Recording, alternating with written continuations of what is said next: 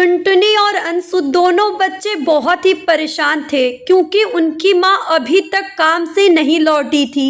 टुनटुनी दीदी, माँ ताई जी के घर पे बहुत देर से गई हुई है। अभी तक तो उन्हें आ जाना चाहिए। मुझे बहुत जोर की भूख लगी है। भूख तो मुझे भी लगी है।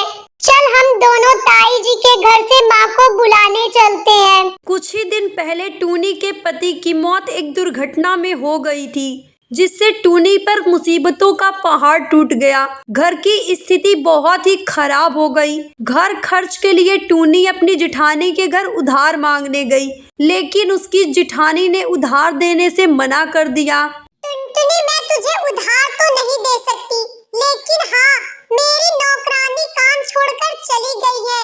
अगर तू चाहे तो मैं तुझे घर की सफाई और बर्तन के काम के लिए रख सकती हूँ। बदले में तुझे पैसे और एक वक्त की रोटी दे दिया करूँगी। ठीक है भाभी, मैं कल से काम पर आ जाऊंगी। और तभी से टुनी अपनी जेठानी के घर पे नौकरानी बनकर काम करने लगी। टुनटुनी और अंशु को बहुत भूख लगी थी, इसलिए वो अपनी माँ को बुलाने ताई जी के घर चले जाते हैं। वहाँ जाकर उन दोनों बच्चों को रोना आ जाता है क्योंकि मीनू चिड़िया टूनी को झाड़ू से पीट रही थी। मेरा यकीन मानो भाभी, मैंने दूध का पतीला अच्छे से ढका था और ऊपर वजनदार बर्तन भी रखा था। मुझे मत मारो भाभी। एक तो नुकसान कर दिया, ऊपर से झूठ बोलती है। तूने पतीला ढका ही नहीं, इसीलिए बिल्ली दूध में मुंह मार गई। वरना ढका हुआ होता तो कभी बिल्ली दूध में मुंह नहीं मारती। सजा तो तुझे मिलेगी। इस महीने का पैसा भी मैं तुझे काट कर दूंगी और आज का खाना भी नहीं मिलेगा। नहीं नहीं भाभी, ऐसा मत करो। मेरे बच्चे घर पर भूखे हैं, उन्होंने सुबह से कुछ नहीं खाया है। आपके घर से जो खाना मिलता है मैं वही बच्चों को देती हूँ। माँ! अरे बच्चों, तुम और यहाँ? माँ, आप आई नहीं थी तो हम आपको देखने के लिए आ गए। पर माँ, ताई जी आपको मार क्यों रही हैं? ताई जी, आप माँ को मार क्यों रही हो? ताई जी, आप माँ को मत मारो, माँ को दर्द हो रहा है। दर्द हो रहा है तो मैं क्या करूँ? मुझे भी दर्द हुआ है। मेरे 2 किलो दूध खराब हो गए हैं, इसके पैसे कौन देगा? पैसे की भरपाई तो ऐसे ही करनी पड़ेगी ना। चल जा यहाँ से अपने बच्चों को लेकर। अब कल से काम पर आ जाना, अब खाना कल ही मिलेगा। टूनी अपने बच्चों को लेकर रोती हुई घर आ जाती है। उस रात वो और उसके बच्चे पानी पीकर ही सो जाते हैं। उधर मीनू अपनी मक्कारी पर बहुत खुश हो रही थी। अरे, तू तो बहुत चालाक है मीनू।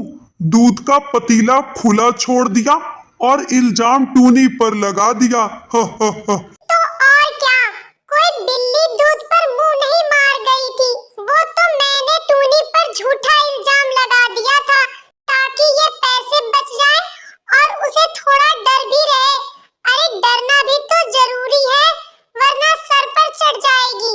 टूनी के जेठ जेठानी एक नंबर के मक्कार थे।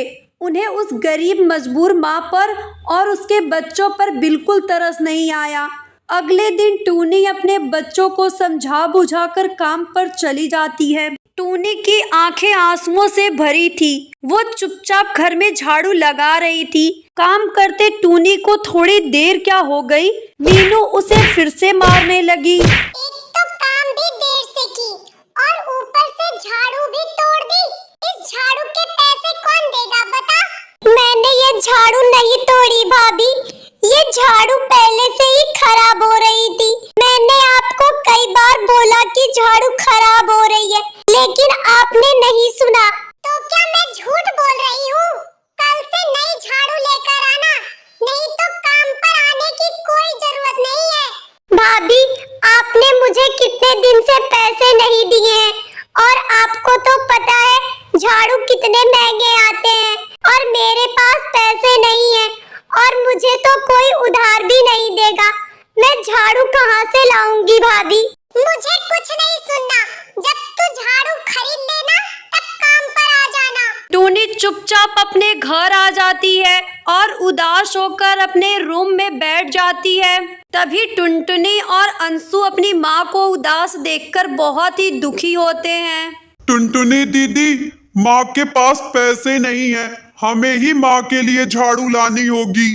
पर अंशु, हमारे पास भी तो पैसे नहीं है, हम कैसे माँ के लिए झाड़ू ला सकते हैं? टुनटुनी दीदी, माँ कहती है ना कि जो भी हम माँ काली से प्रार्थना करके मांगते हैं तो माँ काली हमें देती हैं। हम भी माँ काली से प्रार्थना करके माँ के लिए नई झाड़ू मांगते हैं। हाँ अंशु, तू ठीक कह रहा है। चल हम भी माँ काली से प्रार्थना करते हैं। हे काली माँ, मेरी माँ कहती है कि जो भी भक्त आपकी सच्चे दिल से प्रार्थना करता है, आप उसकी मनोकामना पूर्ण करती हो। तो हे माँ, आप मेरी माँ को एक नई झाड़ू दे दो। टुनटुनी के इतना कहते ही वहाँ एक तेज रोशनी प्रकट होती है और वहाँ पर माँ की कृपा से एक नया झाड़ू आ जाता है, जिसे देखकर टुनटुनी और अंशु बहुत ही खुश हो जाते हैं। हे माँ, आप सच में बहुत अच्छी हो। आपका बहुत बहुत धन्यवाद माँ। हे माँ, जैसे आपने मेरी इच्छा पूरी की है, अगर कोई भक्त सच्चे मन से मेरी वीडियो को लाइक और चैनल को सब्सक्राइब करेगा, आप उसकी भी मनोकामना पूर्ण करना माँ। उसके बाद टुनटुनी और अंशु वो झाड़ू लाकर अपनी माँ को दे देते हैं और वहाँ हुई घटना की सारी बात अपनी माँ को बताते हैं। हाँ मेरे प्यारे बच्चों, सच में माँ बहुत ही दयालु हैं। वे अपने भक्तों को कभी निराश नहीं करती हैं। जो भी भक्त उनसे सच्चे दिल से कुछ मांगता है, वो उसकी मनोकामना पूर्ण करती है। अगले दिन जब टुनटुनी चिड़िया उस झाड़ू को लेकर काम पर जाती है, तब उस झाड़ू से आवाज आती है।